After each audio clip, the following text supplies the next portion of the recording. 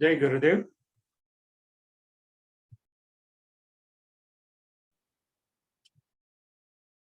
आज हम देखेंगे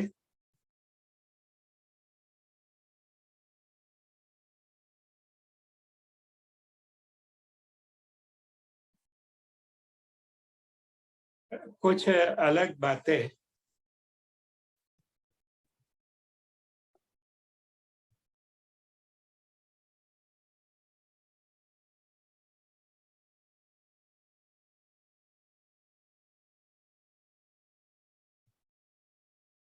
इसके पहले देखने के लिए हम कुछ और देखेंगे।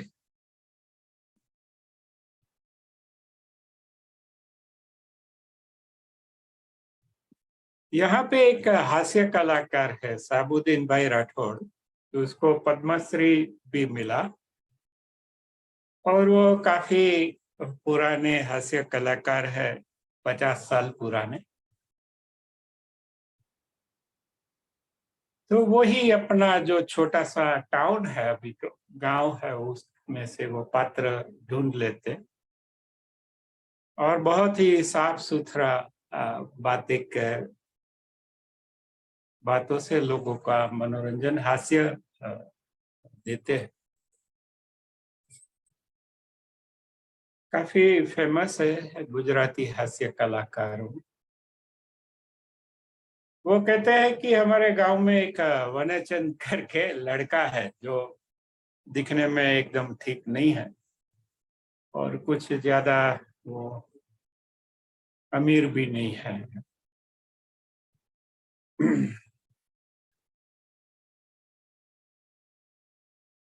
तो बोलते हैं कि वनचंद को किसी संत ने कुछ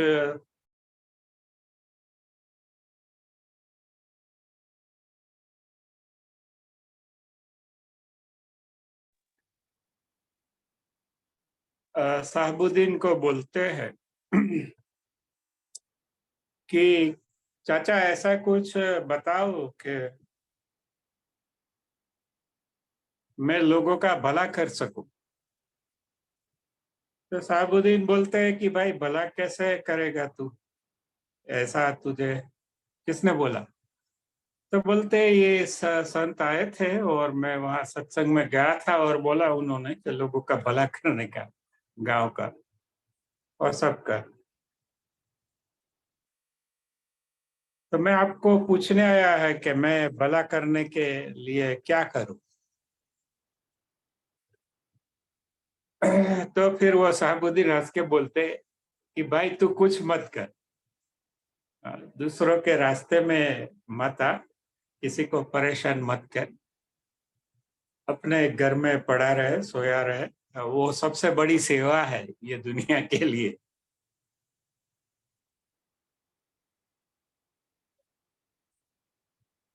तो ये एक जोक याद आ गया।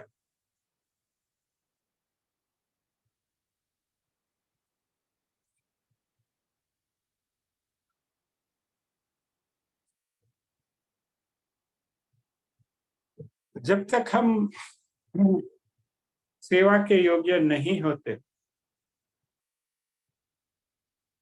तब तक अगर हम लोगों का भला करने भी जाएंगे तो उनका बुरा ही होगा। आज ही मैं सुन रहा था, मेरी माँ सुन रही थी तो साथ में मैं भी सुन रहा था। तो रामकृष्ण परमहंस ऐसे कहते हैं कि जन सेवा बाद में करने की, पहले ईश्वर प्राप्ति करने की, भगवत प्राप्ति, और बाद में जन सेवा करने की। अगर ऐसा नहीं हुआ और आप सीधे ही जन सेवा के लिए पहुंच गए तो आप बड़ी झंझट और उपद्रव और झमेले खड़ा करेंगे ये दुनिया में,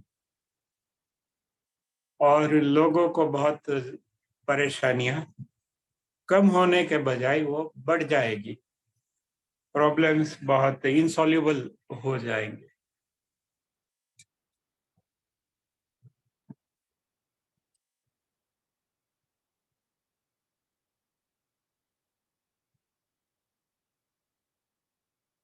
एक ब्रिटिश फिलोसोफर है जो मुझे अत्यंत प्रिय है, बर्ट्रैंड रसेल। उन्होंने एक बड़ी किताब भी लिखी है, हिस्ट्री ऑफ फिलोसॉफी, फिलोसॉफी का इतिहास। बहुत बड़ी किताब है, अगर किसी को रुचि है तो पढ़ सकते हैं।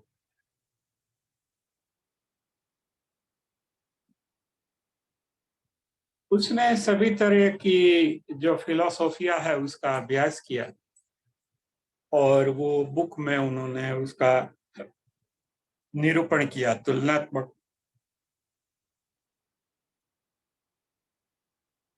वो भी यही बात इनडायरेक्टली बोलते हैं, और वो तो बड़े मैथमेटिशियन भी रह चुके, बड़े गणितज्ञ दुनिया के माने जाते हैं, और वो फिलोसोफर भी थे। तो रसेल का एक ऐसे है, उसमें वो बताते हैं कि मनुष्य को 4 घंटे से ज्यादा कोई प्रोडक्टिव वर्क नहीं करना चाहिए। कोई जिसका आर्थिक मूल्य हो, ऐसा काम 4 घंटे से ज्यादा नहीं करना। फिर क्यों? उसके जवाब में बहुत लंबा ऐसे है। उसमें वो बताते हैं कि करीब हमारे पास, सबके पास 24 घंटे होते हैं। उसमें से मिनिमम 10 घंटे हमारे आराम में जाते हैं, और 2 घंटे हमारी जो प्रातः क्रिया होती है, देह धार्मिक क्रिया, उसमें चले जाते हैं, खाना पीना इत्यादि। तो 10 में से 12 तो वो चले गए।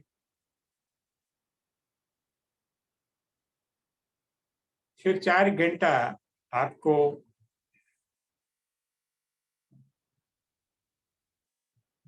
थोड़े अपने हॉबीज चाहिए, और 4 घंटा आपको आपका जो रिश्ते हैं, मित्र है, उनके साथ बिताने चाहिए।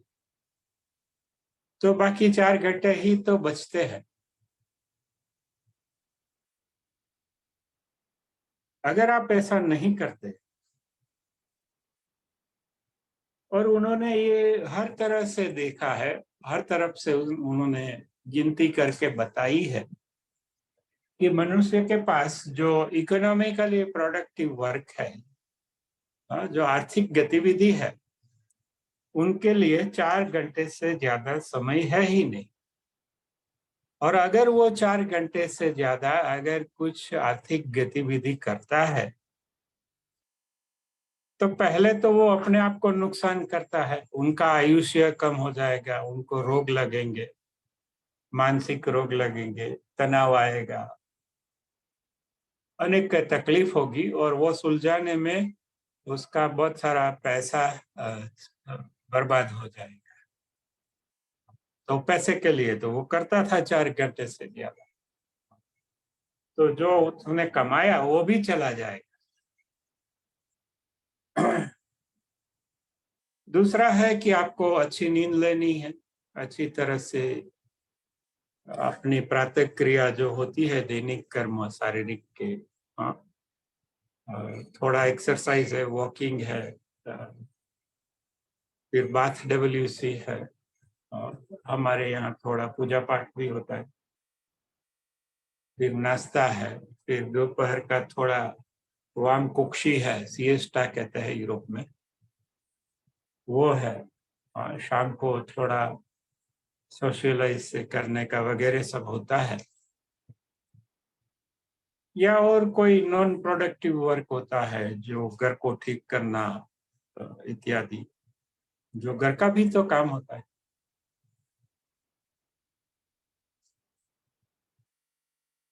तो उन्होंने कहा कि अगर कोई व्यक्ति 4 घंटे से ज्यादा काम कर रहा है, तो वो अपने आप को बड़ा नुकसान कर रहा है।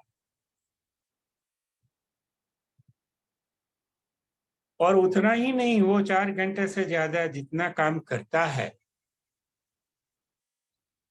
वो समाज के लिए, संसार के लिए भी जहर है। हाँ, क्योंकि वो थका होगा या वो अपनी लोभी प्रकृति के कारण कुछ उल्टे सीधे अयोग्य धंधे करेगा 4 घंटे के बाद।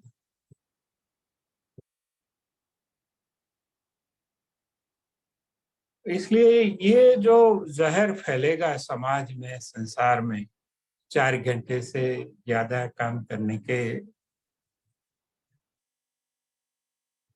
से,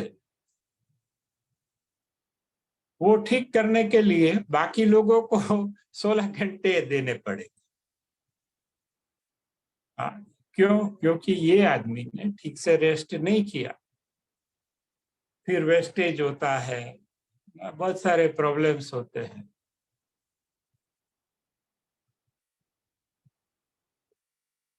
और दूसरों का रोजी रोटी भी छीन जाता है।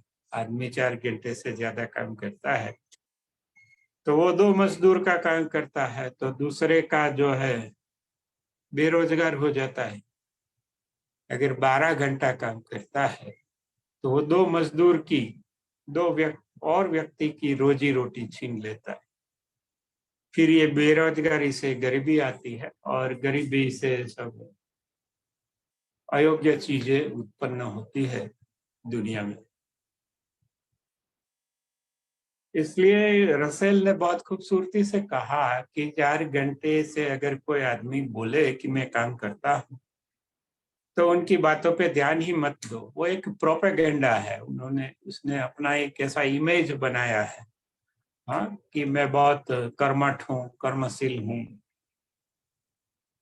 ना, मैं ज्यादा लोगों की अपनी चिंता करता हूँ, या मैं अभी तो जवान हूँ। वो सिर्फ एक आई वॉश है, एक दिखावा है, एक छलावा है। ऐसा कभी होता नहीं। कोई भी व्यक्ति 4 घंटे से ज्यादा ऑन एन एवरेज काम नहीं कर सकता, क्योंकि इसमें फिर छुट्टी भी तो आती है, संडे आता है, सैटरडे आता है। तो ये सब मिला लो तो on an average per day कोई व्यक्ति 4 घंटे से ज्यादा काम करता ही नहीं। अगर वो करता है तो वो जो करता है उसमें काफी स्टुपिडिटी है, मूर्खता है।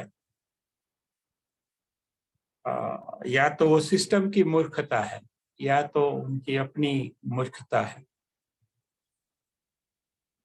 और ये तो तब की बात है जब ये टेक्नोलॉजी नहीं थी, मोबाइल नहीं थे, लैपटॉप नहीं थे, फोन्स नहीं थे। ये सब जो गैजेट्स है, टेक्नोलॉजी इतनी नहीं थी, तब की बात है।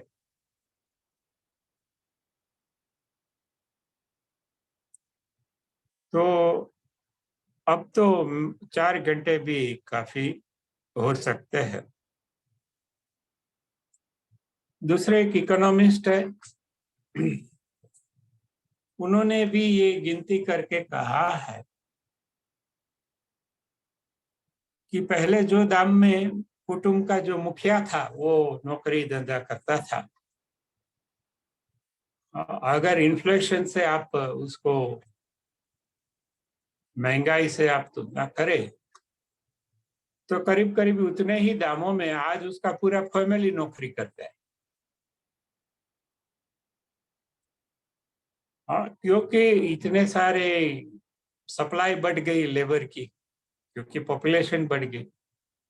हाँ, सप्लाई बढ़ जाती है तो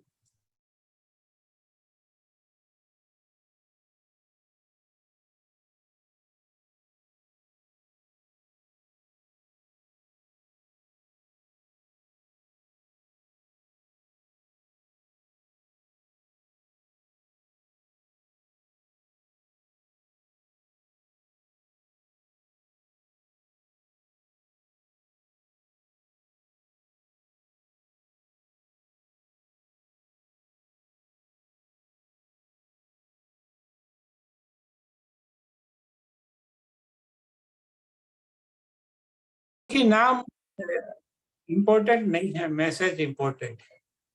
जैसे मेरे दादाजी जो काम करते थे, उन टाइम में उनको जो 5 रुपया 10 रुपया मिलता होगा तनख्वाह, वही तनख्वाह को आज के हिसाब से हम देखें तो वो महंगाई के हिसाब से करेक्ट करे तो उतने ही करीब करीब उसमें आज जो उसकी 3rd जनरेशन है या 4th जनरेशन है, उसका पूरा फैमिली नौकरी करता है उतने ही तनख्वाह।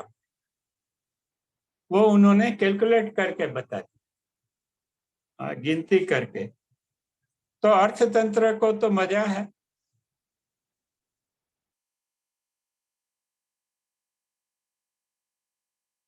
उनको तो जो पहले जो दामों में सिर्फ कुटुंब का मुखिया ही मिलता था, वो दामों में अभी उसकी वाइफ को भी वो नौकरी दे सकता है, उनके 2 बच्चों को भी उतने ही दाम में वो नौकरी पे लगा सकता है। तो उनके लिए तो लेबर चीप हो गई। इसलिए हम जिसे कहते हैं स्त्री मुक्ति, हाँ, तो उसका उल्टा हुआ है। स्त्री जितनी जैसे जैसे मुक्त होने गई उतनी उतनी फंसती गई। ये मैं नहीं कह रहा हूं, जो स्त्री मुक्ति की एक सबसे बड़ी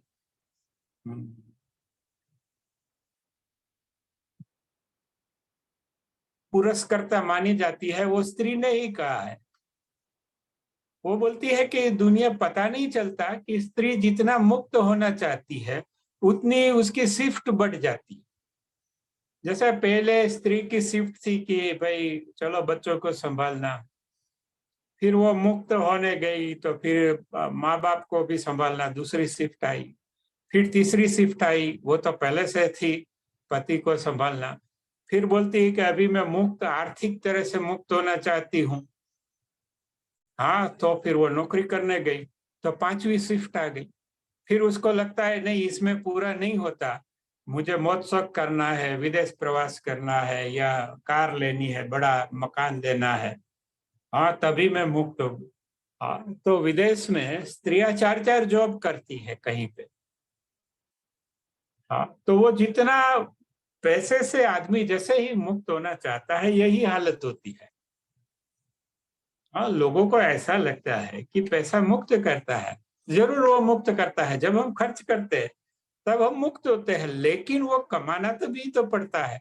वो कमाने के लिए हाँ हमें बंधना पड़ता है।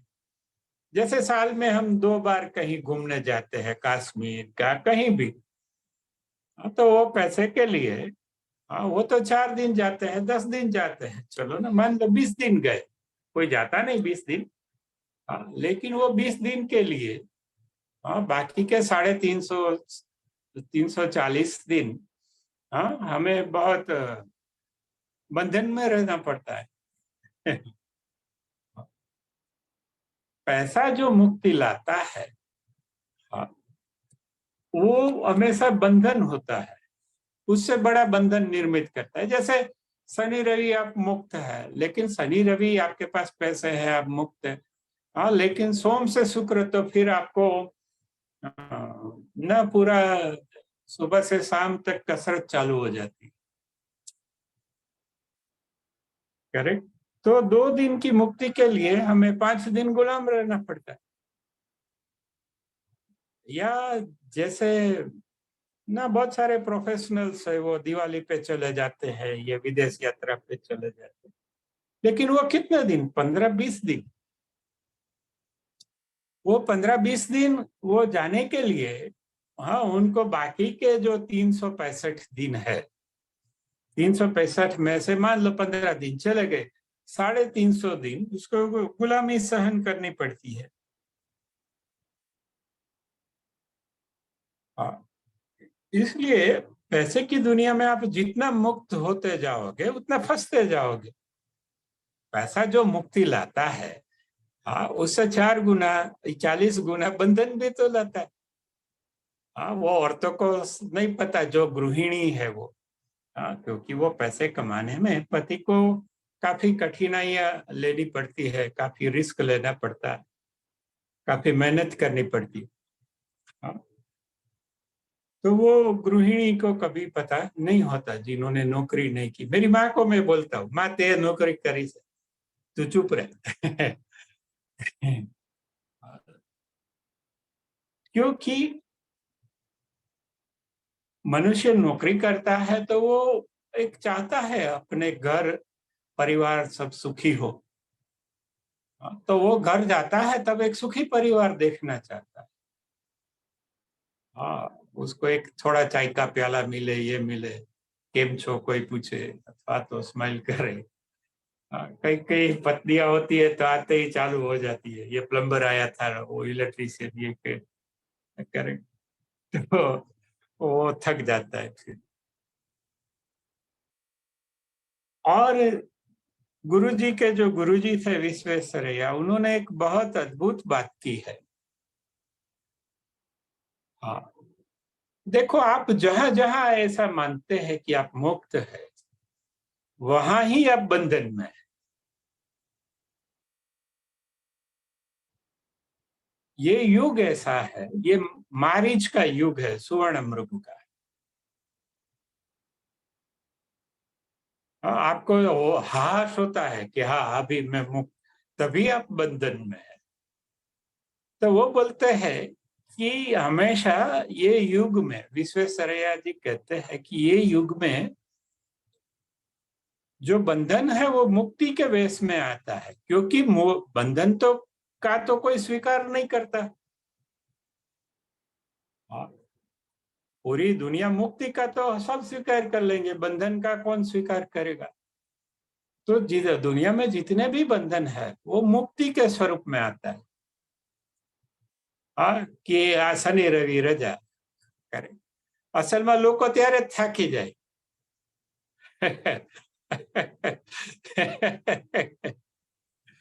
करेक्ट, या त्योहारों में ऐसे मजा है, ऐसे है ना, वी फील हाँ। लेकिन तभी पे वो ट्रैफिक जाम हो जाता है, सब लोग अपनी गाड़ियां लेके निकलते हैं, कोई इधर जाता है, कोई उधर जाता है। तो ये आधुनिक युग ऐसा है कि हमेशा जो बंधन है, क्योंकि दुख का कारण बंधन ही होता है अंत में, और बंधन का कोई स्वीकार नहीं करता, इसलिए दुनिया के जितने भी दुख है वो बंधन बन के आते हैं, और बंधन का कोई स्वीकार नहीं करता। तो जो बंधन है वो मुक्ति के स्वरूप में आते हैं। जैसे एक लड़का है, जुआन हुआ, अच्छा पढ़ा लिखा, फिर उसको लगता है कि मेरी शादी हो जाए फिर मैं मुक्त। करेक्ट। फिर कितना कौन मुक्त रहता है वो तो सब अपनी अपनी तरह से देख लेते हैं। करेक्ट, और मुक्ति होती भी है शुरुआत में, ऐसा भी मैं नहीं कहता, बट बाय एंड लार्ज, हाँ, हाँ, आदमी भी रिश्ते जोड़ता है, परिचय बढ़ाता है, सब कुछ करता है, हाँ, ताकि वो मुक्ति का अनुभव कर सके। लेकिन मुक्ति का अनुभव और मुक्ति दोनों ऑपोजिट ही बातें हैं।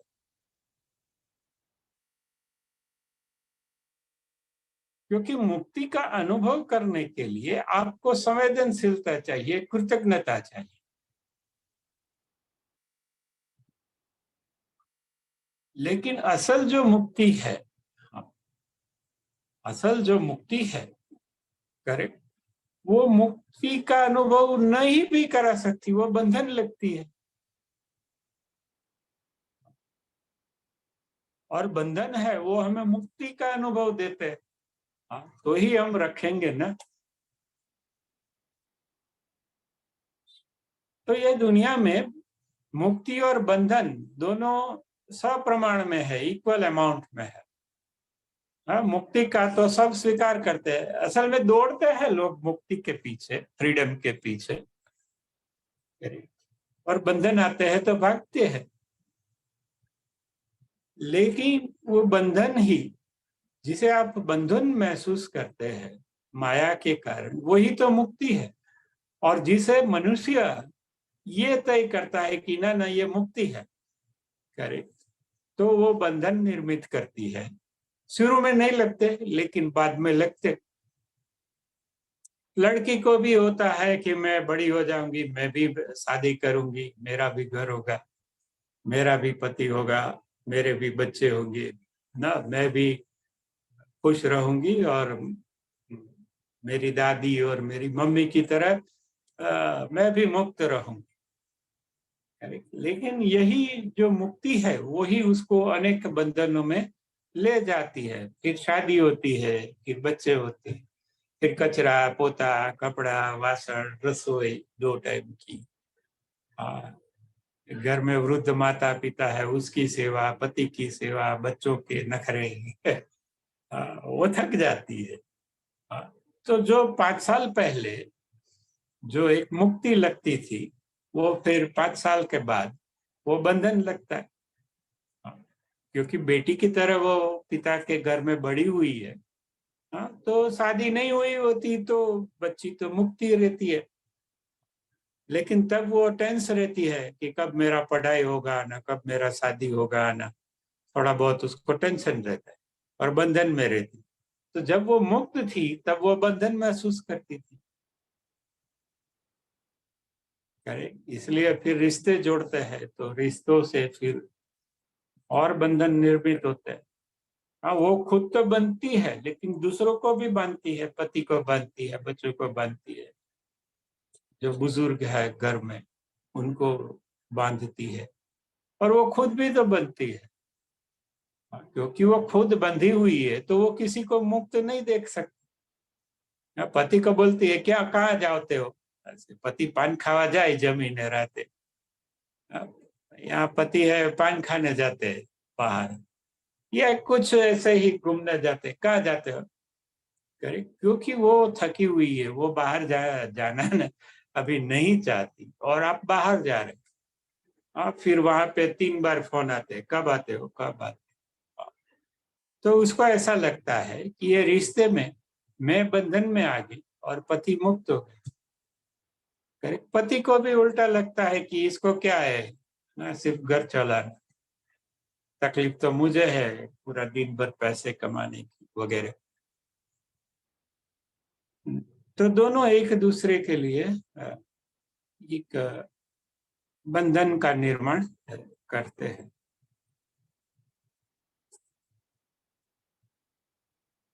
तो हमने दूसरी बात देखी 4 आवर पर डे।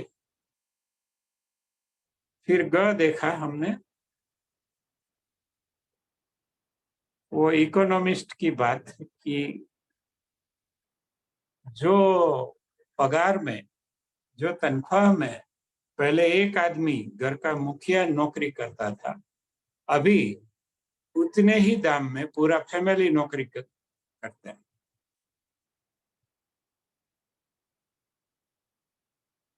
क्योंकि लेबर सप्लाई बढ़ गई, मनुष्य की जनसंख्या बढ़ गई।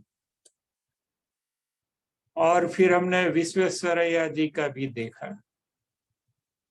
और दूसरी भी बात है, गुरुजी भी बोल रहे थे कि ये राजकोट जामनगर में बहुत अच्छी बात है कि लोग दोपहर को सो जाते। हाँ, यूरोप में भी लोग दोपहर को थोड़ा सो जाते हैं, इतना लंबा नहीं लेकिन सो जाते हैं, उसको सिएस्टा कहते हैं। यहाँ हिंदी में शायद वांगपुक्षी कहते हैं। काठियावाड़ में के जरा काडे पड़खे थई जाओ, खाने के बाद वो आराम करते हैं। थोड़ा धूप भी होता है, देखो समर में या गर्मी के दिनों में तो बाहर कुछ कामगिरी संभव भी नहीं, इतना बड़ा 45 डिग्री प्लस धूप होता है। तो बाहर तो कर्फ्यू जैसा हो जाता है मई महीने में। और इसका एक एडवांटेज यह है कि जब आदमी दोपहर को सोता है तो उसका बीएमआर कम हो जाता है, बेसिक मेटाबॉलिक रेट है वो कम हो जाता है, इसलिए वो लंबा जीता है, क्योंकि जो फ्री रेडिकल्स है वो नहीं बनते। अगर वो पूरा दिन जागता रहता है तो उसका बीएमआर कम नहीं होता और वो बीच में मैक्सिमम हो जाता है। तो ये भी एक एडवांटेज है सिएस्टा का।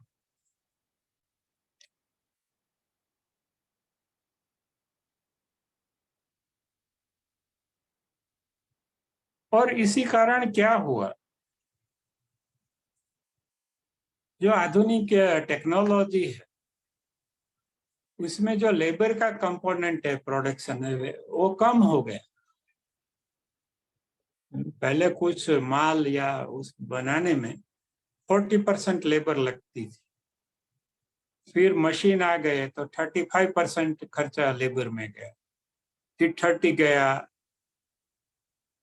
25% गया। आज बहुत सारे मशीन ऐसे है उसमें लेबर का खर्च केवल 2% ही है। अभी जिसे हम लेबर कहते हैं वही तो मनुष्य है। अगर 2% ही उसको मिलेगा तो वो प्रोडक्शन खरीदेगा कैसे, क्योंकि खरीदार भी वही है जिसे हम लेबर कहते हैं। हाँ, वही तो जन साधारण है।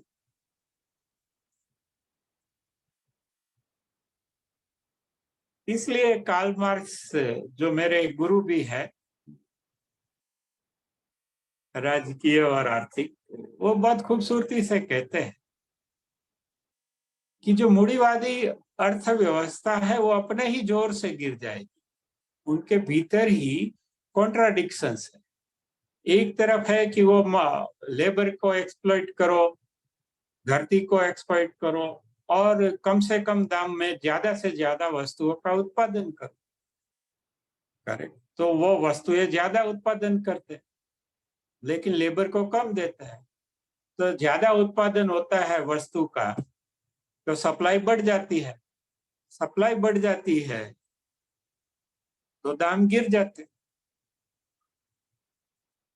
दाम गिर जाते हैं तो मुनाफा गिर जाता है, मुनाफा कुछ रहता नहीं। हाँ, तो फिर वो जो पूंजीवादी जो यूनिट है, एकम है, वो बंद हो जाता है। दूसरी तरफ लोगों को कम से कम पैसा देता है। आज मैंने देखा कि कुछ सारे मशीन्स है जैसे कि प्रिंटिंग में है, वो इतने ऑटोमेटेड है कि वहां आदमी की कोई जरूरत ही नहीं है। वहां जो आदमी का जो प्रोडक्शन जितना होता है उसके 2% ही आदमी को मिलता है। तो वो आदमी की मीन्स समाज की जो कंज्यूम, क्योंकि वो ही हो, उनको मनुष्य के हाथ में ही पैसे नहीं आते तो वो खर्च क्या करेंगे।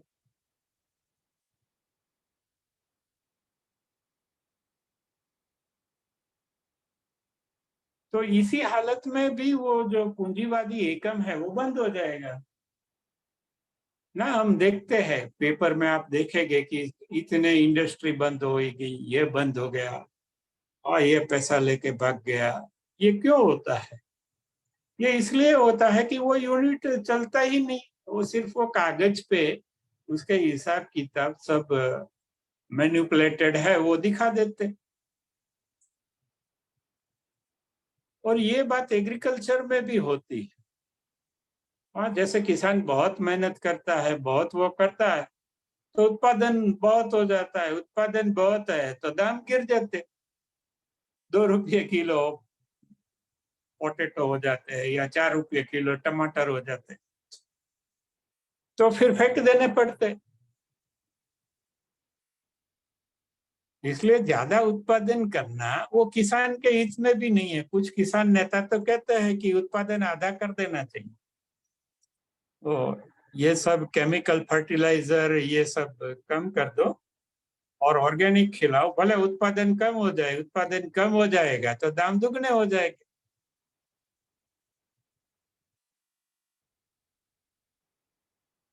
तो ये ऐसा है, और दाम दुगने हो जाएंगे। हाँ, देखो, तो जो विरोध पक्ष के लोग हैं वो बोलेंगे कि ऐसे में पब्लिक जिएगी कैसे, ये जिएगी कैसे। अगर दाम कम हो जाएंगे तो वो किसान के बारे में बोलेंगे कि इतने दाम में किसानी कैसे चलेगी, ये कैसा चलेगा। So there is a fine balance between the consumer and producers. तो उनके बीच एक नाजुक संतुलन है। तो किसी एक का पक्ष लेते हैं तो दूसरे को अन्याय हो जाता है, और दूसरे का पक्ष लेते हैं, भला सोचते हैं, तो इनको अन्याय हो जाता है। क्योंकि बाजार तो निष्ठुर है, वो तो सप्लाई एंड डिमांड का एक संतुलन है, गतिशील, जो हर रोज बदलता है, हर घंटे बदलता है। तो ज्यादा काम करेंगे तो ज्यादा उत्पादन होगा, ज्यादा उत्पादन होगा तो दाम गिर जाएंगे, दाम गिर जाएंगे तो मुनाफा कैसे होगा, मुनाफा नहीं होगा तो कर्मचारियों को पगार कैसे देंगे, कर्मचारियों को पगार नहीं देंगे तो वो खरीदी कैसे करेंगे, वो खरीदी नहीं करेंगे। हाँ, तो ये उत्पादन कहाँ बिकेगा। तो ये पूरा साइकिल है। तो अगर मनुष्य 4 घंटा काम करता है तो वो क्वालिटी वर्क करता है, उसकी क्वालिटी ही अलग होती है। क्योंकि 4 कलाक वो काम करता है, 4 कलाक उसको अपने हॉबीज या जो भी उसके जीवन है उसके लिए बचता है, और 4 कलाक उसको समाज या संसार या दोस्तों के साथ थे। हाँ, क्योंकि इसके लिए तो सब कुछ है, जीवन के लिए सब कुछ है, तो जीवन के लिए तो वक्त मिलना चाहिए ना। हाँ, हमारे आसपास के लोग हैं उससे गप्पे मारने, हाँ उसका भी, उसके लिए भी तो 4 घंटे चाहिए। 4 घंटे फिर ये हमारी आर्थिक प्रवृत्ति के लिए, और 4 घंटे जो है हाँ वो हमारे कुछ पेंटिंग है, हाँ कुछ घूमना है, कुछ भी हमारा जो मन मर्जी हम घूम सकते हैं, हॉबीज कह लो आप, उसके लिए चाहिए। या हमारा सेल्फ आंतरिक विकास के लिए 4 घंटा चाहिए। तो मनुष्य के हाथ में 4 घंटे से ज्यादा आर्थिक हेतु के लिए समय ही नहीं है। लेकिन वो हम देखते हैं 4 के बदले कोई 6 घंटा काम करता है, कोई 12 घंटा काम करता है, तो वो दूसरे का रोजी छीन रहा है। जब कोई आदमी ओवर टाइम करता है तो वो क्या है, दूसरे कामदार की रोजी छीन रहा है। फिर दूसरे कामदार है, उसके घर खाना भी नहीं पकता, तो सरकार को फिर ये स्कीमें चलानी, मुफ्त में देना पड़ता है सब कुछ, या कम दानों में उसको राशन देना पड़ता है, उसको गुजारा फिर सरकार को करना पड़ता है किसी न किसी तरह से, तो वो भी तो नुकसान हुआ।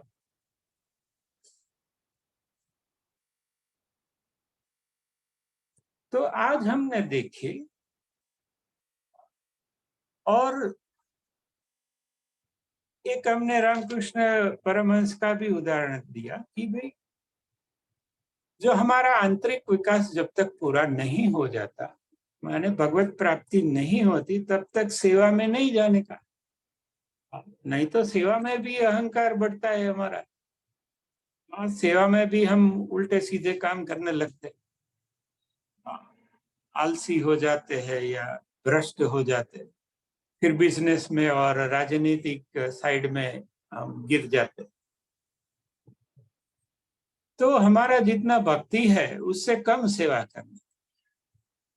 हमारा भक्ति 50 ग्राम है तो हमें 40 ग्राम ही सेवा करना।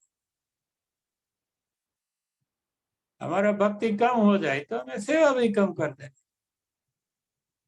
क्योंकि जो सेवा भक्ति का भाग नहीं है, वो सेवा केवल बिजनेस और पॉलिटिक्स ही है। आप किसी मनुष्य की सेवा नहीं कर रहे, आप प्रकृति की सेवा कर रहे हैं, आप ईश्वर की सेवा कर रहे हैं, और आपको सेवा करने में मजा आता है। तो वो मजे के लिए, अपने स्वार्थ के लिए आप सेवा कर रहे हैं। अगर आप निस्वार्थ भाव से सेवा करते हैं तो आपको नहीं करनी चाहिए, ये तो राजनीति। अगर आपकी 70 बार आपको गरज है गुजराती में तो ही करने की, नहीं तो फिर आप क्या बताएंगे। हाँ, 2-4 साल बाद हिसाब निकालेंगे, देखो मैंने आपके लिए ये किया, आपने क्या किया मेरे, क्योंकि आप वो व्यक्ति की सेवा कर रहे हैं। हाँ, तो व्यक्ति की सेवा नहीं करनी, हमें ईश्वर की सेवा करनी थी, और वो ईश्वर का बालक है। हाँ, सभी जीव इसलिए उसकी करते हैं। हमें वो व्यक्ति से कुछ लेना देना नहीं है, हमें प्रकृति से लेना देना है, ईश्वर से लेना देना। तो हम जो सेवा कर रहे हैं वहां ध्यान रखने का कहीं रिश्ते न बन जाए। रिश्ते बन गए तो करार बन गए, फिर वहां शर्तें आ गई तो हिसाब किताब आ गए, और हिसाब किताब कभी ना कभी खुलेंगे, तू मैं हो जाएगी कि मैंने तेरे लिए ये किया, तुमने मेरे लिए क्या किया। हाँ, समाज में यही होता है ना। वाइफ गुस्से हो जाती है कभी कभी, दो दो साल में एक आध बार, तो तभी वही बोलती है। पति भी बोलता है, बहुत थका हारा और गुस्से में आ जाता है। माँ बाप भी बोलते हैं, बच्चे भी बोलते हैं, आपने मेरे लिए क्या किया, मैंने आपके लिए ये किया। तो ये जो रिश्तों की अकाउंट बुक है, वो खड़ी हो जाती। लेकिन आप अगर अपनी इच्छा से एक अपनी जिम्मेदारी पर आप सेवा करते हैं, तो वहां रिश्ते, करार, शर्तें खड़ी नहीं होती, क्योंकि आपको करना था किया, नहीं करना था नहीं किया। तो करने के लिए भी आप जिम्मेवार हैं, नहीं करने के लिए भी आप ही जिम्मेवार है। इसमें दूसरा कोई आता ही नहीं एक तरह से। हमें लगा कि इससे हमारा आत्मा का कल्याण होगा, हमारा शरीर मन थोड़ा स्वस्थ रहेगा, करेक्ट, इसके लिए हम सेवा करें, दूसरों का भला होगा, वो तो एक परिणाम है। दूसरों के भलाई के लिए अगर कुछ करना है तो बंद कर देने का आज से ही। क्यों? क्योंकि अभी तो ठीक लगेगा, फिर वो आदमी अपाहिज हो जाएगा, आप उसकी सेवा करते जाएंगे, करें, तो उसकी जो काबिलियत है वो कम हो जाएगी, उसका परिश्रम कम हो जाएगा, वो ज्यादा से ज्यादा आपके ऊपर भार रूप हो जाएगा, डिपेंडेंट हो जाएगा, आश्रित हो जाएगा। तो उनकी जो शक्तियां है आंतरिक, वो खिलेगी नहीं।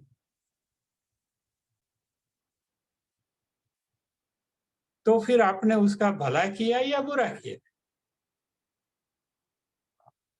उनका स्वार्थ क्या था कि आप उसकी जो आंतरिक शक्तियां है वो कैसे भी करके जगा दे। उसमें दो चार झापट लगाना पड़े तो वो भी लगा दो, उससे उसकी आंतरिक अपमान करना है, अपमान भी कर दो। बहुत सारे सेठ है बड़े बड़े, वो बोलते हैं कि मैं नौकरी किया तो सेठ ने मेरा अपमान कर दिया, फिर मैंने अपना दुकान चालू किया और सेठ से 1000 गुना बड़ा दो मेरा कंपनी है। मैंने कहा वो सेठ ही तेरा गुरु है, अगर उसने तेरा अपमान नहीं किया होता तो आज भी तू उनके वहां नौकर होता। तो सेठ ने बुरा बन के तुम्हारी नफरत की परवाह किए बिना भी तुम्हें ऊपर लाया।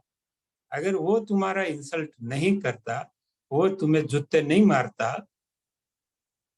करेक्ट, तो आज भी तुम वही नौकर होते वही जगह पे, और वो दुकान तो बंद हो गई है 20 साल पहले। आज कई भीख मांगते हो, उसके बदले आज तू इतना बड़ा तेरा कंपनी है। इसलिए जो विलन बॉस है वो गुरु है। हाँ? क्योंकि वो कह रहा है छोड़ो नौकरी, अपना धंधा स्टार्ट करो। और जो स्मूथ बॉस है वो रियल विलन, वो ज्यादा से ज्यादा आपकी प्रशंसा करता है, आपको बोनस देता है, आपके साथ मिलजुल के रहता है। वो सही गुरु नहीं है, सही बॉस हो सकता है, लेकिन वो शातिर बॉस है, वो अपना काम निकाल रहा है, अपना प्रोडक्शन निकाल रहा है, अपना मुनाफा वो कर रहा है, अपनी फैक्ट्री वो स्मूथली चलाता है। तो जितना जो कड़वा बॉस है वो उतना ही सच्चा है, और सच्चा गुरु भी है, वो सच्चा शिक्षक है, वो मार्केटिंग में नहीं पड़ता। अब मैंने बहुत सारे देखे हैं कि उनका अपमान कर दिया, तो उन लोगों ने नौकरी छोड़ दी, फिर उसने किया कि अभी कभी नौकरी नहीं करूंगा, तो फिर तो उसको पीछे जाने का रास्ता ही नहीं बचा। फिर उन्होंने छोटा सा बिजनेस किया, उसमें मेहनत लगा करने लगे तो रिजल्ट मिलने लगे। रिजल्ट मिलने लगे तो बहुत अमीर हो गए। लेकिन वो बॉस अगर अच्छे स्वभाव का होता तो आज भी वो वही नौकरी छोटी सी करता होगा। वो कभी एक धंधे का मालिक नहीं बनता। भले वो बड़ी नौकरी में जाता, छोटी नौकरी से वो बड़ी नौकरी में जाता, लेकिन एक वर्कर ही रहता। लेकिन वर्कर का इंसल्ट करके उसको एक व्यापारी बनाना, तो ये सबसे बड़ी सेवा है उनकी। हम देखते हैं कि ये तो कैसा बॉस है, ऐसा करता है वैसा करता है। तो क्योंकि वो आपको कुछ दिखाता है जो आप दिखना नहीं चाहते दुनिया में या अपने भीतर। तो फिर आप वो बॉस को नफरत करते हैं कि ये कड़वा है, ये कैसा है, तो राक्षस है, मिनी राक्षस है। लेकिन ऐसे जो राक्षस है वही हमें कुछ चीजें बताते भी तो है दुनिया के बारे में। अरे दुनिया को छोड़ो, एवं अपने भीतर जो शक्तियां है उसको तो वो जागृत करते ही। हाँ, जो कम तनख्वाह देते हैं, ज्यादा काम करवाते हैं, इंसल्ट करते हैं। हाँ, ज्यादातर व्यापारी व्यापारी इसलिए ही बने।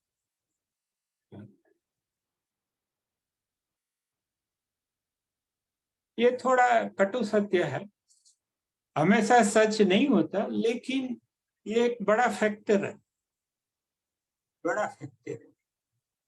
अगर जॉब है, जॉब हमेशा आपको कहता है कि आप कुछ अपना डेवलप करो, ये करो।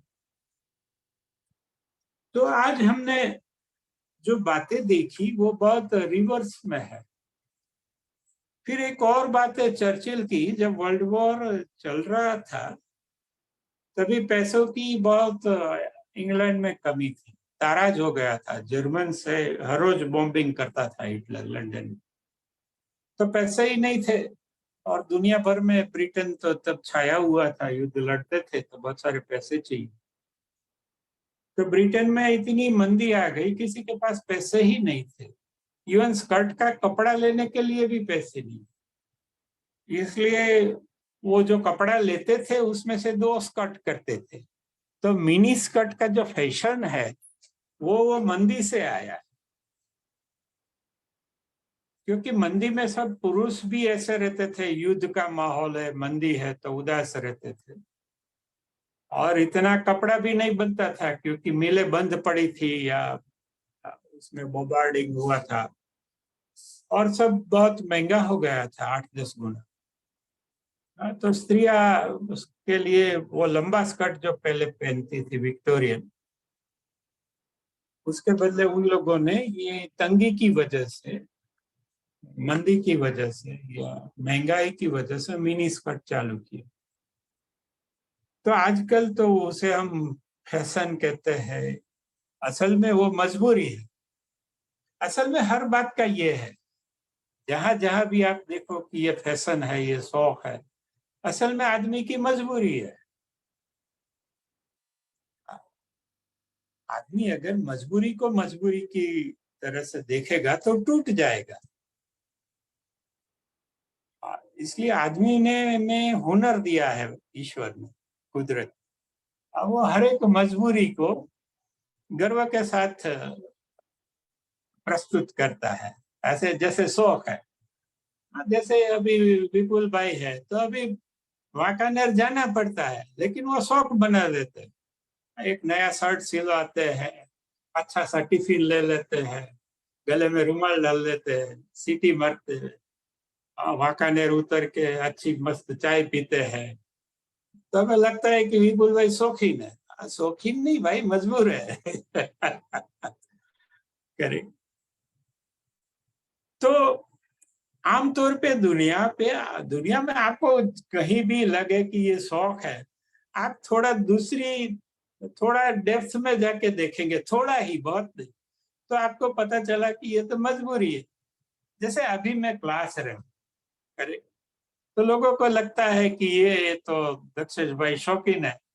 अरे शौकीन नहीं है, टाइम कैसे पास करूं, रिटायर्ड हो गया तो क्या करूं, तो अभी मजबूरी है, बकवास करो, गप्पे मारो। और लोगों को बताओ जो आपने जो महसूस किया है, सीखा है, समझा है, और लोगों को शायद काम भी आ सकता है, तो वो बताओ, तो शेयर करो। तो बात चल रही थी चर्चिल की, तभी वो हाउस ऑफ कॉमन्स में बजट आया इंग्लैंड का, तो उसने दरखास्त रखी थी कि जो आर्ट एंड कल्चर है, कला और संस्कृति का जो बजट होता था, वो ऐसे बंद कर दे या कम कर दे। तो फिर चर्चिल ने उसका पूरे जोर से विरोध किया कि देखो, हम ये 99 रुपये युद्ध पे खर्च करते हैं, क्यों? क्योंकि हमें कुछ बचाना है जो मूल्यवान है।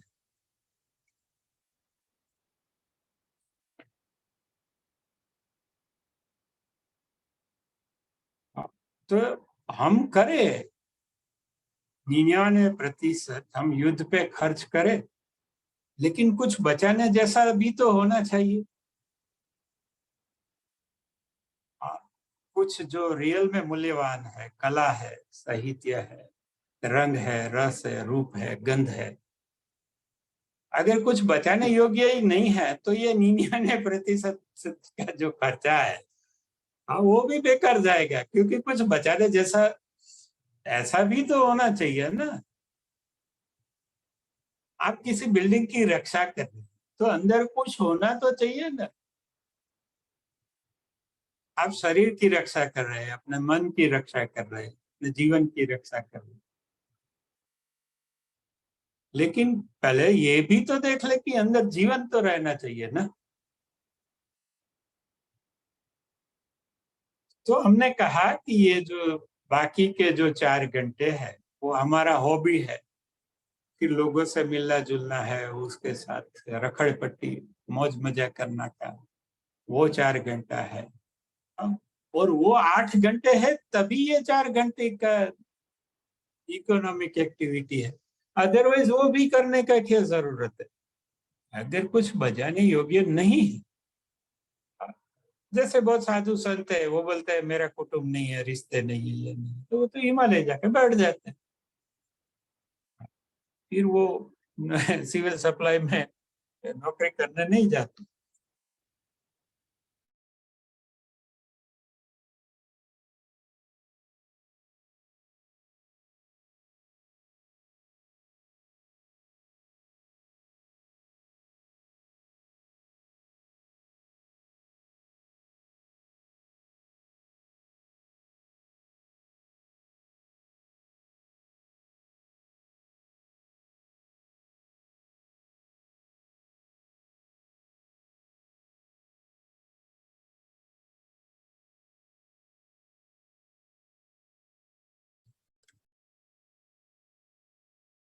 तो बहुत सारे देश है जहाँ पे ये 4 आवर का पर डे का वो चल रहा है, और 4 ही दिन काम करने का। और हमने ये कोविड के टाइम में देखा है, 4 आवर क्या, सब लोग 0 आवर काम किया, एक आध साल, 1.5 साल, हाँ, घर से। तो इट इज पॉसिबल, क्योंकि वो रसेल ने जब ऐसे लिखा तब ये इंटरनेट नहीं था, ये टेक्नोलॉजी नहीं थी।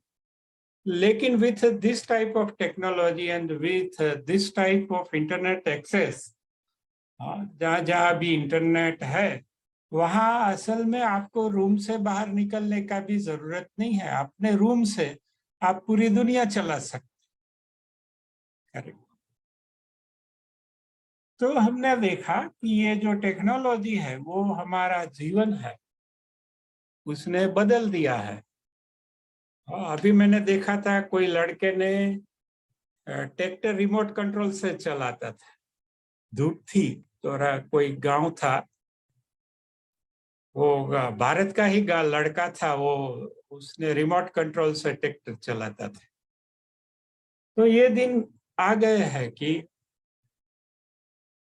कार भी ऐसे चलेगी, ट्रक भी ऐसे चलेंगे। तो जो पूरे जो ये नौकरियां है वो चली जाएगी, उनको फिर से रिट्रेन करना पड़ेगा। जैसे सब ड्राइवर बेकार हो जाएंगे तो उसको रिट्रेन करना पड़ेगा। वैसे वैसे जहां जहां टेक्नोलॉजी आती है वो मनुष्य को असल में मुक्त करती है कि आप जियो अपनी जिंदगी अच्छी तरह से। आपको इतना टाइम मिला है, इतना अवकाश मिला है, और 4 कलाक से ज्यादा अगर मनुष्य करता है तो फिर इतना बिजली भी जाता है गवर्नमेंट का। क्योंकि 4 घंटे के बाद तो फिर ऑफिस में नाश्ता पानी होने लगता है, सब गप्पेबाजी होने लगती है, और कई ऑफिसों में तो उल्टे काम भी होने लगते हैं, सब करप्शन वगैरह चलता है ऑफिस टाइम के बाद ऑफिस में ही। तो 4 घंटा है तो आदमी को के पास इतना तो टाइम होता ही है, इतना काम तो होता ही है कि वो 4 घंटे उसको कम पड़े। तो जो फिजूल का जो वक्त है वो ऑफिस में गवर्नमेंट के पैसे से मौज करने से बदले वो घर जाके अपने पैसे से मौज करेगा। तो सरकार का भी इतना बिजली पानी सब बचता है, आदमी भी खुश रहता है। और क्योंकि वो 4 घंटे का ही तनख्वाह देता है तो वो 4 घंटे और कुछ कर सकता है, कुछ नया छोटा सा भेलपूरी का ठेला लगा सकता है, कुछ भी, एनीथिंग। बच्चों को पढ़ा सकता है, जो भी उसका हॉबी है, या कुछ और उसको एंटरप्रेन्योरियल वर्क करना है उसको। क्योंकि हर एक वर्कर की ख्वाहिश है कि अपना कुछ छोटा सा धंधा करे। तो वो जो अगर 4 घंटा नौकरी कर लेगा तो वो कम तनख्वाह में भी वो काम करेगा, तो सरकार की भी बचत होगी। क्योंकि सरकार तो अ, समय के हिसाब से तनख्वाह देती है। तो 4 घंटे ही आपने काम पे पर रखा है तो आप वो आधी तनख्वाह में काम करेगा। तो जो पैसे बचे, हाँ, उससे कुछ और भलाई के काम हो सकते हैं, जन कल्याण के काम। जो इतना बड़ा सैलरी बिल है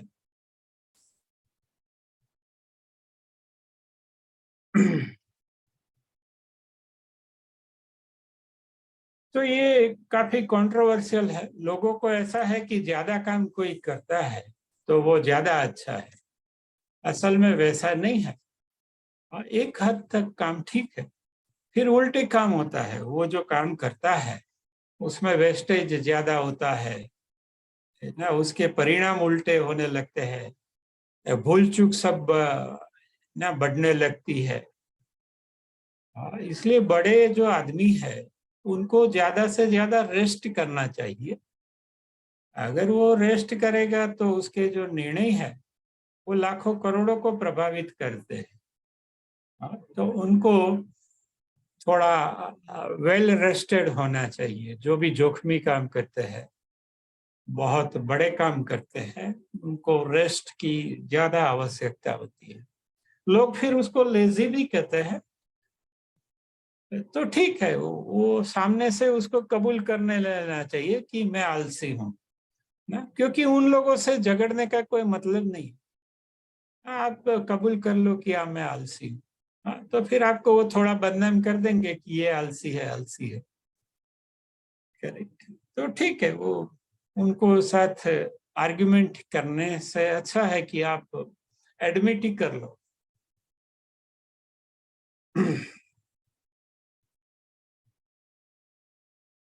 तो एक ये ज्यादा जो काम है, वो दुनिया की जो इतनी खराब हालत है उसके पीछे है।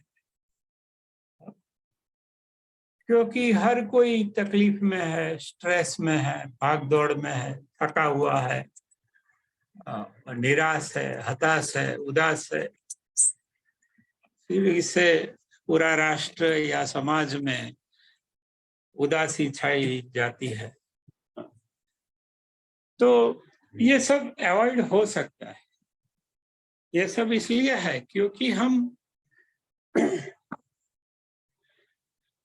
हम जो काम करते हैं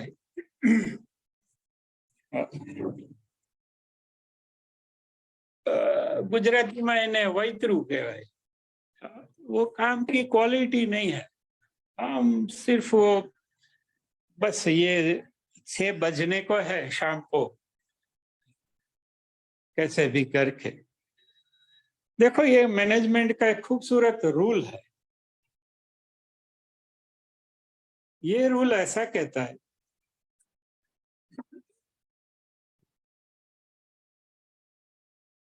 एक प्रश्न है कि आपको शेविंग करने में, दाढ़ी बनाने में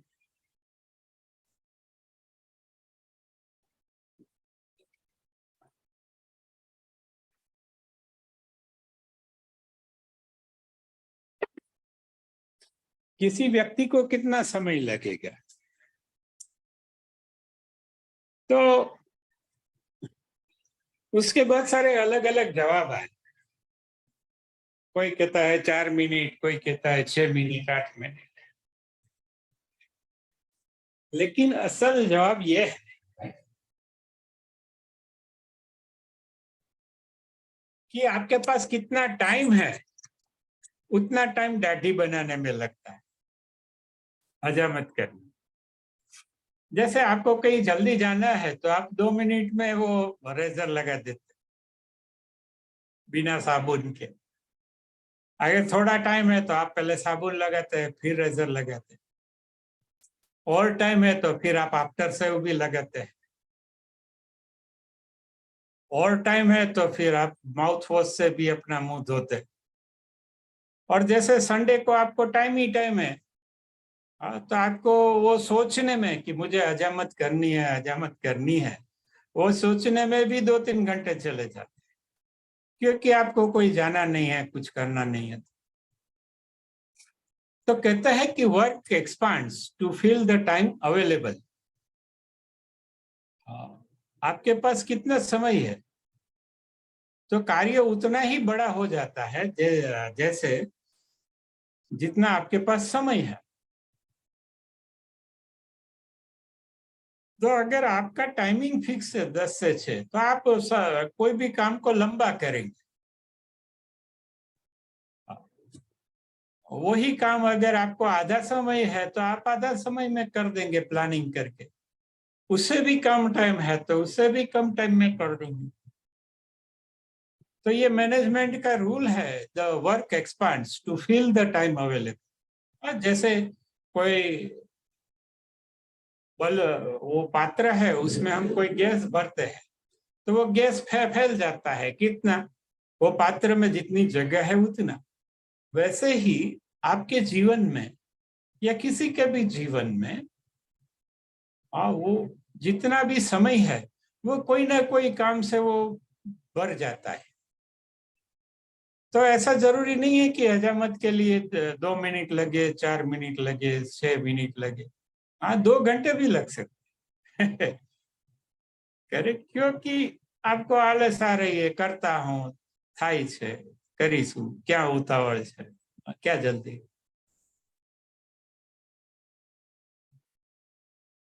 इसलिए मनुष्य है उसको रोकना नहीं है। हाँ, बिना फिजूल के वो बैठा रहेगा 10 बजे से 6 बजे तक। हाँ, अगर आप उसको बोलो कि आपको काम पतावीने तार निकली जाए, वो आधे समय में निकल जाएगा। फिर वो अपने बच्चों, बीवी बच्चों के साथ जाएगा, कुछ घर पे नाश्ता लेके जाएगा, बच्चों को कहीं पार्क में घुमाने ले जाएगा, हाँ, बीबी को थोड़ा आइसक्रीम खिलाने ले जाएगा।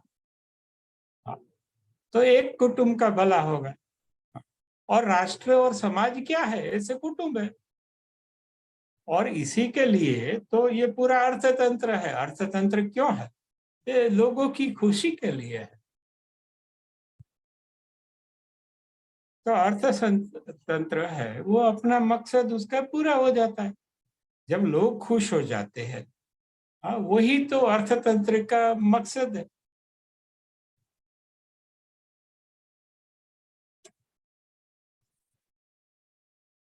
तो आज हमने देखा, कृष्णमूर्ति इसको लीजर कहते हैं,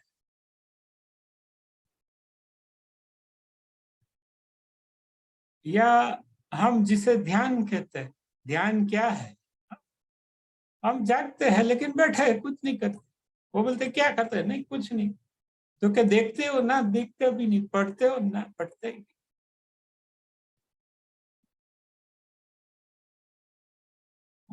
तो ये जो लीजर है वो बहुत ही इम्पोर्टेंट है हर एक व्यक्ति के जीवन के लिए, छोटे बच्चे के लिए, टीनेजर के लिए, कॉलेजियन के लिए, और जो बड़े आगे जो पढ़ाई करते हैं बच्चे उनके लिए, श्रमिकों के लिए।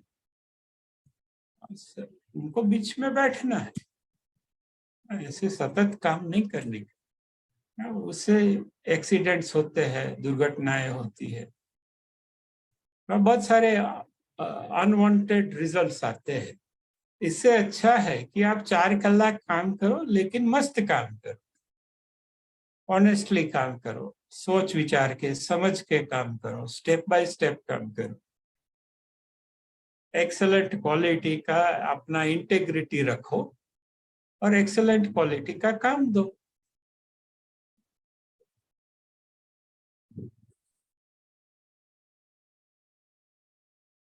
तो और इससे ना जो पूरा व्यवस्था है वो अच्छा चलता है, नियम भी सब करते हैं। और 4 घंटे में सब, फिर बॉस भी जल्दी घर चला जाता है। हाँ, उसके लिए भी तो ये लाभदायक है। हाँ, क्योंकि वो जो नीचे का स्टाफ ही नहीं है तो वो बैठ के क्या करेगा ऑफिस में, खाली ऑफिस में? वो भी घर जाएगा। हारमोनियम, संगीत है, गीत है, कहीं घूमने जाना है, कुछ पढ़ना लिखना है, ड्राइंग है, पेंटिंग है, कुछ भी, अपना गार्डनिंग है, या बीवी बच्चों के साथ थोड़ा पार्क में जाना है, घूमने जाना है, मित्रों को मिलना है, साथ मिलके खाना है। ये सब बहुत सारी एक्टिविटी हो सकती।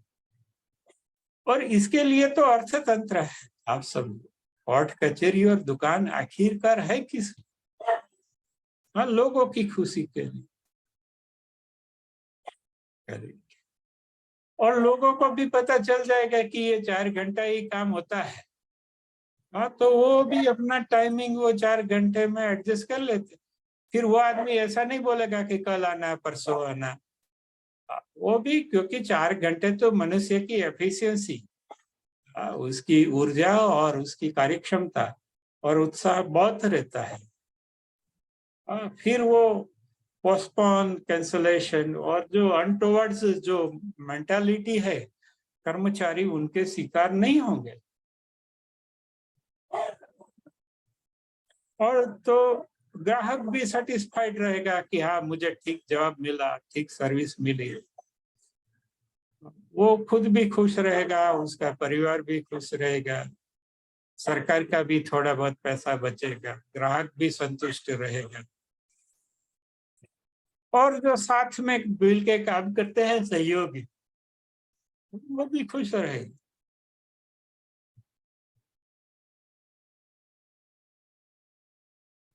तो आज हमने देखा द इम्पोर्टेंस ऑफ लीजर,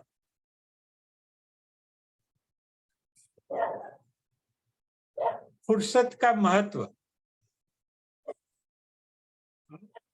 यहाँ हम काठियावाड़ में, गुजरात में कहते हैं, कोई अच्छी स्वरूपवान कोई लड़की है तो गुजरात में कहते हैं कि भगवान ने फुर्सतें बनाई है।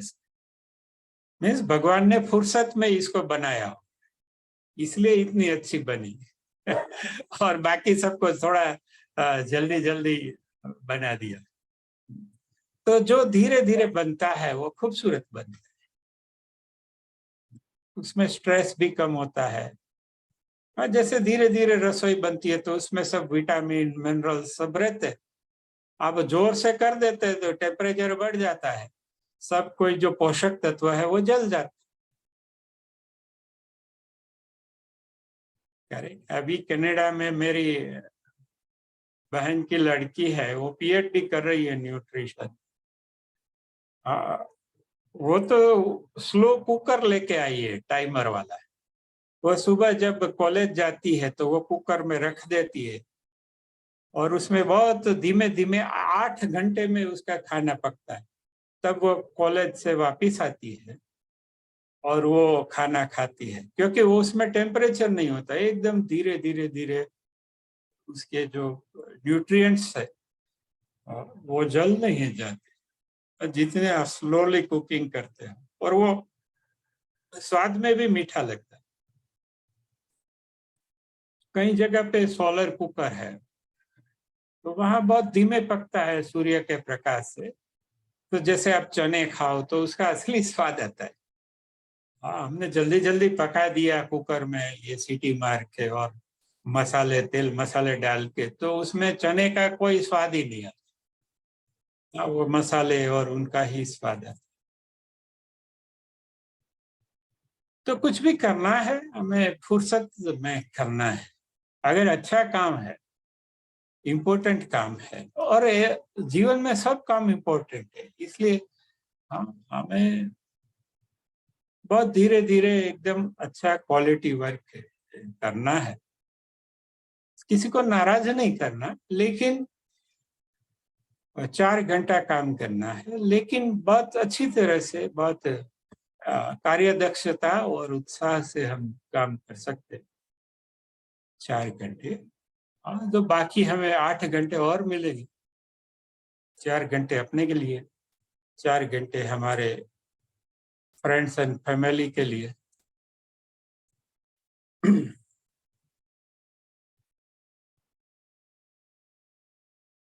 तो गुरुजी हमेशा कहते हैं कि आपको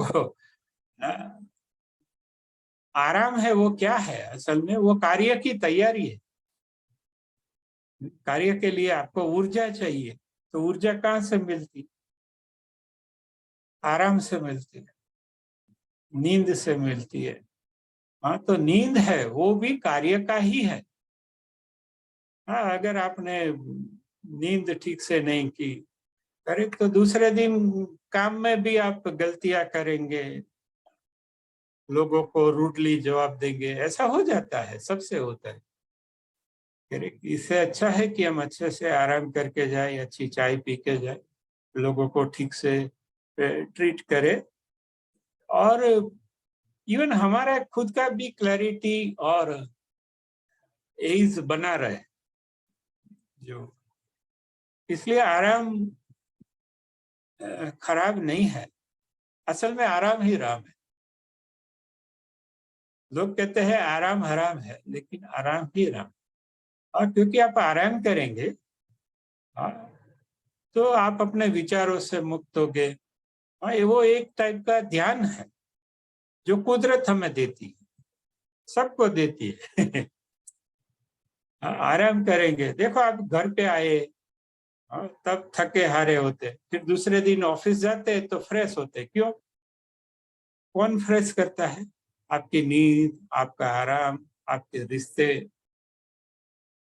हाँ, तो उसके लिए ऊर्जा कहाँ से मिलती है? घर से।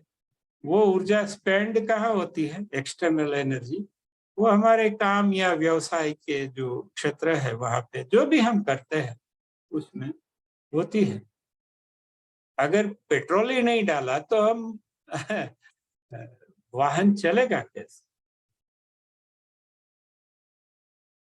तो ये था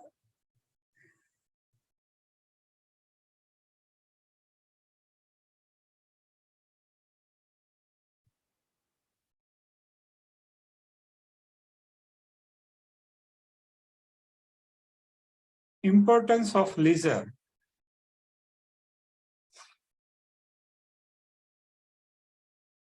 फुर्सत का महत्व।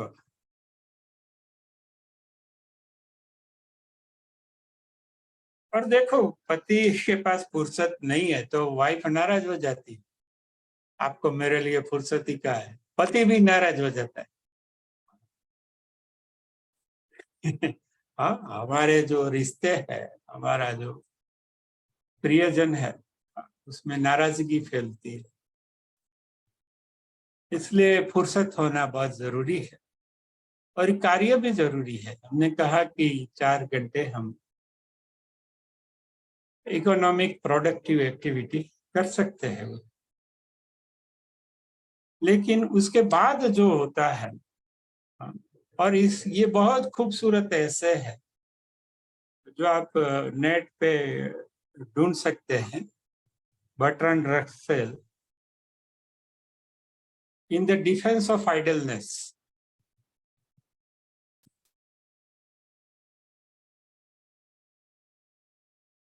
मीन्स आलसीपन की वकालत। और उन्होंने प्रूव कर दिया है, देखो वो तो गणितज्ञ थे, तो उन्होंने तो पूरा वो बहुत लंबा ऐसे है, उसमें आर्ग्यूमेंट काउंटर आर्ग्यूमेंट सब है, और वो सब का वो जवाब देते हैं, वो पूरा सॉल्व करके बोलते हैं कि 4 घंटे के पास असल में किसी के पास इतना ज्यादा समय ही नहीं, और 4 घंटे के बाद जो काम करता है वो कौन करते हैं? हिटलर जैसे लोग। या तो वो मूर्ख होते हैं या धूर्त होते हैं।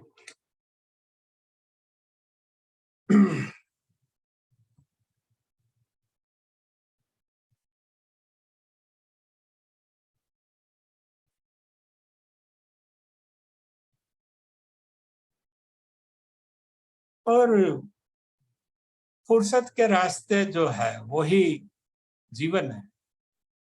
एक गीत है, दिल ढूंढता है फिर वही फुर्सत के रास्ते। तो ये जो धर्म है, वो फुर्सत का रास्ता है, वो नहीं करेंगे, करेक्ट तो चल जाएगा, दुनिया में कोई तकलीफ नहीं होगी विजिबल। तो जो फुर्सत के रास्ते हैं वही तो जीवन है। हम जिसे योग कहते हैं वो क्या है? वो ध्यान है। ध्यान क्या है? वो एक फुर्सत का रास्ता है कि हमें अभी कुछ 15 मिनट हमें फुर्सत है, हम केवल बैठेंगे आंख बंद करके। और जितने भी जो ग्रेट हुआ है ये दुनिया में, वो फुर्सत में ही हुआ है।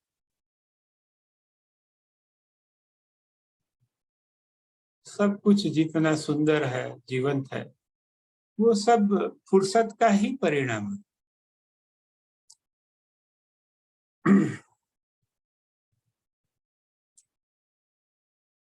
तो जो धर्म है, आध्यात्मिकता है, यदि आप समझेंगे धीरे धीरे तो समझेंगे कि ये भी फुर्सत का ही।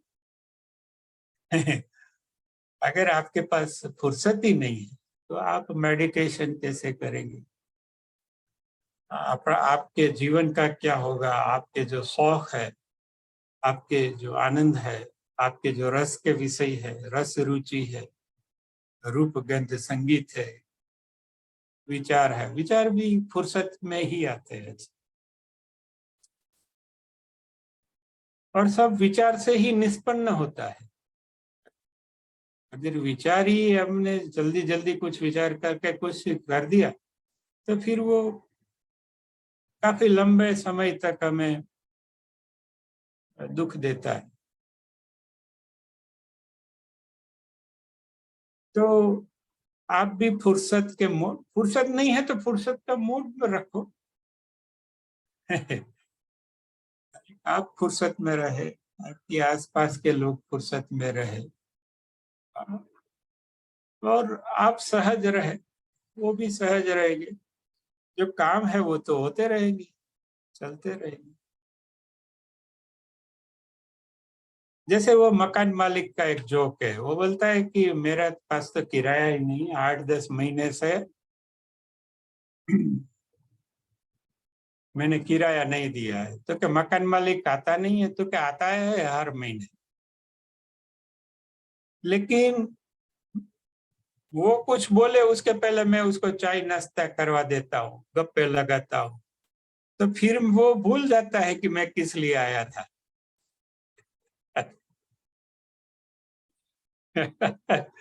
तो फिर वो दूसरे महीने आता है, फिर से मैं उसको फुर्सत के मूड में ले आता हूँ ये। तो जो फुर्सत है उससे थोड़ा अपना वायलेंस भी कम होता है, व्यक्ति के बीच जो टकराव है वो भी थोड़ा धीमा हो जाता है। बहुत सारे असंख्य फायदे हैं फुर्सत के। आज इतना ही रखेंगे। प्रार्थना करेंगे। ओम ओम ओम